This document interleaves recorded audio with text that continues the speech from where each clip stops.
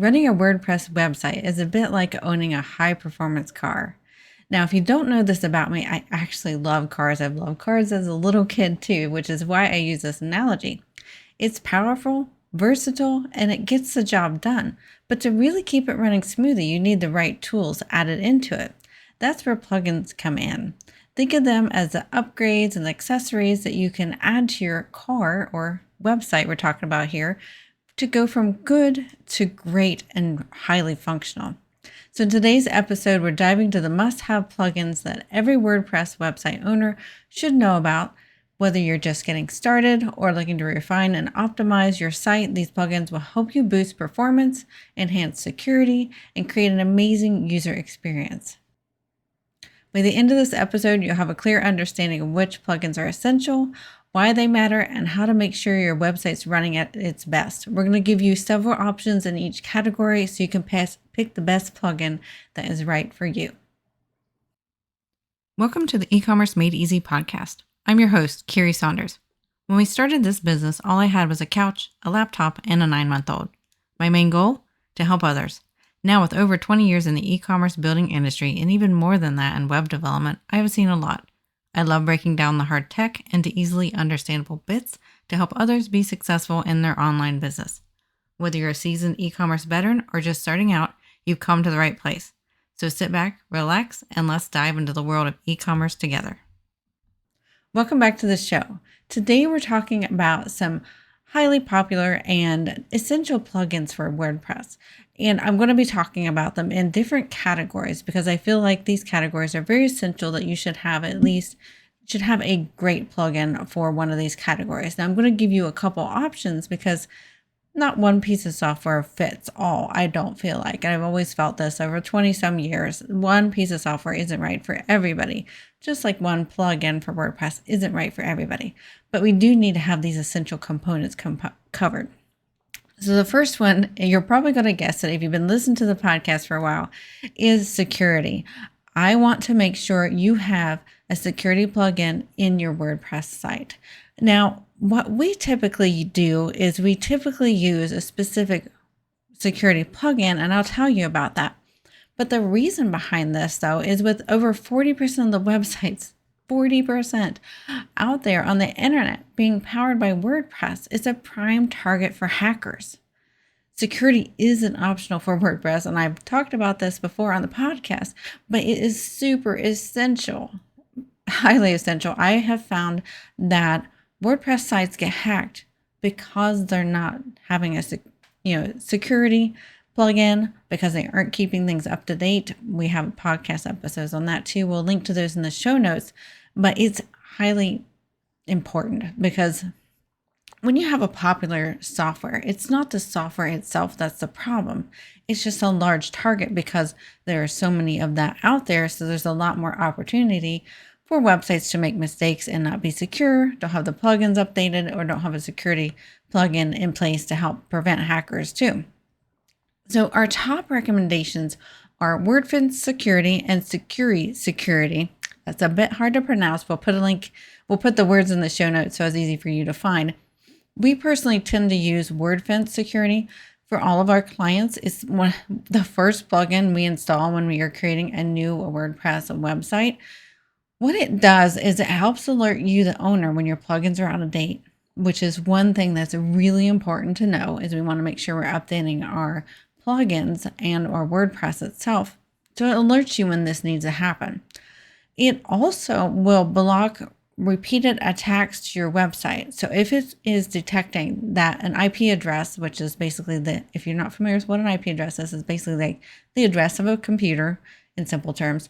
If they see a specific computer hitting your website over and over and over and over and over again, they are going to block that and shut them down temporarily and then let them back in later so that they can't brute force, that's called brute force hacking into your website. So it's a great first measure. They also provide this plugin free as well as paid. We have customers typically using the free version, but if you're much bigger website, you may want to consider the paid version of this. And then the other one I mentioned was Security Sucuri Security, Sucuri Security. You can see why that's a little hard for me to say. That one is also good. We have a few clients using that one, and they actually use, some of them use it on their e-commerce website as well.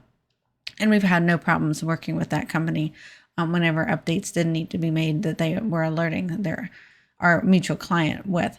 It's not something we're as experienced about, so I can't speak personally to that one as much, but it is definitely one of the top ones and one you could consider if you don't want to use WordFence.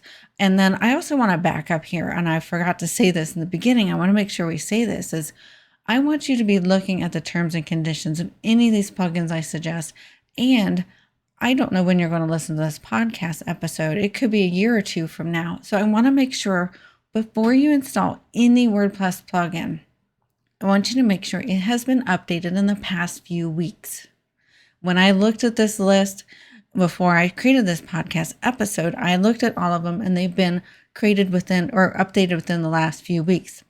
Now, why I say that is if it's not been updated in the last few weeks, that might be a dead plugin, which means the developer is not updating it anymore, which can cause security issues. So I do want to caution you. I should have said this in the beginning, but we're still early in the podcast episode. Make sure that you are checking to make sure that that plugin has been updated within a month. Typically, it would be the best, month or less. Some of them that I checked when I was looking at this as I'm creating this list had been updated in the past hour. One of them was a month, but that plugin I felt like was one that maybe not needed to be updated, every several weeks. So that one seemed okay. But anyway, let's keep going on to this episode. So first off with security, WordFence Security or Sucuri Security are the two that we have found to be the most popular. All right. Oh, and then make sure you're only choosing one of these security options because we want to make sure they're not creating conflicts either. So that's just a little pro tip there is make sure that you're picking one. Okay, and then the next set of plugins we need to pick one from is performance plugins. We talk a lot about on this podcast episode, on this podcast show, making sure that we are having a high performing website because that helps search engine optimization. It helps our user experience. It just really makes our website so much better. So some of them there's actually three I'm going to present to you that are potential options that you could use. The first one's WP Rocket. It's an all-in-one caching plugin that boosts load performance and load times. It is great for non-tech savvy users with its easy setup too. And what a caching program is, if you're not familiar with that word, I want to make sure I spell that one out a little bit for us, is you can think of it as a video versus a photo from that video. So a photo from that video is a still image of a snapshot in time. That kind of is what a cache is. It's a snapshot in time of what your website is and looks like when it's all compiled together. I'm kind of using techie words here, but hopefully that makes sense. So it's like when you created it and you have that one picture, here's what it is. And then as dynamic things adjust, as you're adding more like blog posts or changing your words, it's going to re-update that picture of your website so that it doesn't have to build that picture on the fly. Maybe that's a great way to say it. So that's what caching means. It's creating a picture, a snapshot, so that it's not building the dynamic parts, the things you change on the fly. Another one you should consider is Smush. That's a bit funny word to look at and to say. It optimizes images without compromising the image quality, which is great. It also compresses large image files automatically to save storage. And really, the saving storage isn't nearly as important as the saving the size for the delivery to the consumer too, because when you have a large file size, especially on mobile, you're going to get dinged for being very slow on your website because that image is slowing things down.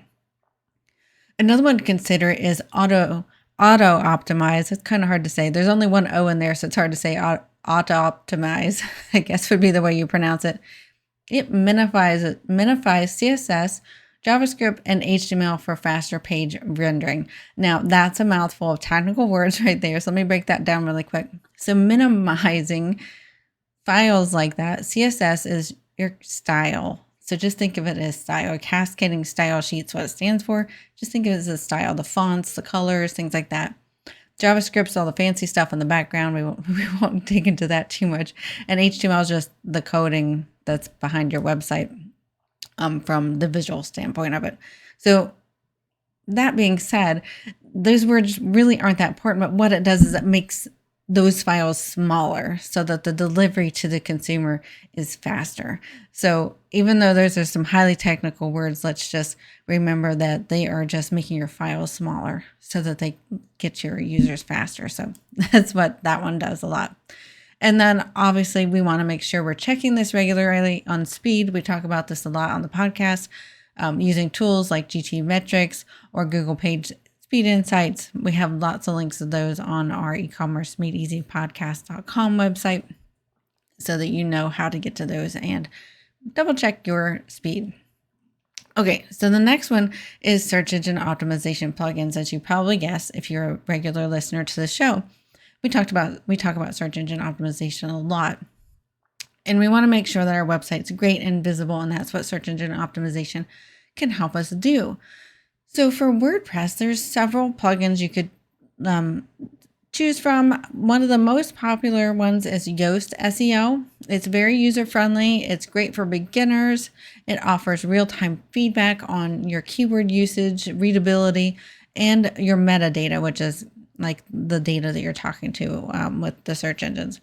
I find a lot of people like using this. It has a red, yellow, and green light indicator on how well you're doing on different things that it looks for, like how you're using your keywords, how well your words are easy to read, things like that. Your readability would be the better way to say that.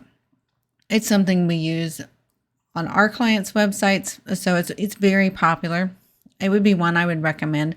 Now, there's a couple other ones that are also getting very popular, especially Rank Math. This is a new one to me. It's a rising star in the search engine optimization world. It offers advanced features for free, and it provides in-depth SEO analysis and integration with Google Analytics. So this one might be one you might want to consider. In my research, like I said, is something that's coming up. It's a rising star in the search engine optimization world. It might outrank the popularity of the other one at some point in time. Who knows, because Yoast SEO is very popular. But it's one you can look at, see if it has more of the features in line of what you would need. A third one would be All-in-One SEO Pack. This is a reliable alternative to Yoast based upon my research. It offers robust settings for sitemaps and schema markup. So what those are is the technical way to inform Google and major search engines a bit more information about your website. And they will automatically do the things so you don't need to know exactly what they're doing generally. So don't worry about that. But it might be something to consider if you feel like Yoast SEO is not giving you great sitemaps or schema markup. Again, if you need more information on what schema markup, I would need to have like a whole podcast episode on that one itself. Just drop us an email if you're curious of what that is. It's not something most business owners need to worry about what it technically is from. And then the next section is about backups. We want to make sure that we have backups of our website. One, I want you to go to your host after you get done listening to this podcast episode, see if they make backups of your website, all your files and your database. This is super important, and a lot of our customers we find don't have backups, which we're shocked. We're a hosting provider too. We make sure we have nightly backups for our customers, and we keep weekly backups for several weeks. We want to make sure that we have that backup in case something does go wrong, in case the customer messes something up, in case they get hacked, things like that. So backups are really important. And what I encourage you to do is consider making your own backups too. It's just like another backup. One, we want to make sure our host is doing it. And two, you might as well have your own backups too. Now, I haven't used either of these myself because we have our own backup system. But here are the top two recommended ones that I found. Updraft Plus was one of them that I found out. It lets you back up to cloud services like Google Drive, Dropbox, and Amazon. It has a one-click restore functionality for emergencies too. Again, I'm not experienced in using this one, but it was one of the top ones recommended when I did some research. Blog Vault is another one. It offers real-time backups and staging sites or test sites for testing changes. and it's ideal for e-commerce websites with frequent updates. So if you're using WooCommerce inside your WordPress, you might want to consider this one. And then the last area that we want to cover when we have plugins for our WordPress site is user experience. And as we talk about a lot on this podcast, user experience greatly matters to your success of your website. So there's some top ones that are recommended. We only use one of these. We may use two of these of the three. Elementor is super, super popular. It's a drag and drop page builder. It makes designing stunning web pages a breeze. I have seen some people on the internet having trouble with it, but it is very popular and I hear it's really great. We've actually personally not used it too much ourselves for our clients. We tend to be creating, custom designs from scratch. So, and we use HTML and all the coding instead of the drag and drop, but this is great if you don't know HTML, you don't know coding, and you want to be able to create a beautiful website for it. And then WP Forms is very popular. This one we've used before. It creates intuitive contact forms, surveys, and payment forms. It's easy to use and integrate, and it integrates with many email marketing platforms. So it's a great option to use when you need forms on your website. And then Monster Insights is something we use pretty regularly on our customers' website. It brings Google Analytics directly into your WordPress dashboard. So that's great because it helps you understand visitor behavior to make informed decisions, and you don't have to go to another application to find it. You've got it right there in your WordPress website. So we want to make sure that we're picking one of these, or you could probably in this category pick maybe two to work hand in hand. Definitely you could use you could probably use all three. Elementor is really more for the design. WP Forms is more for forms, and Monster Insights bring in Google Analytics. So you could, in this category, use all three if you chose to do so.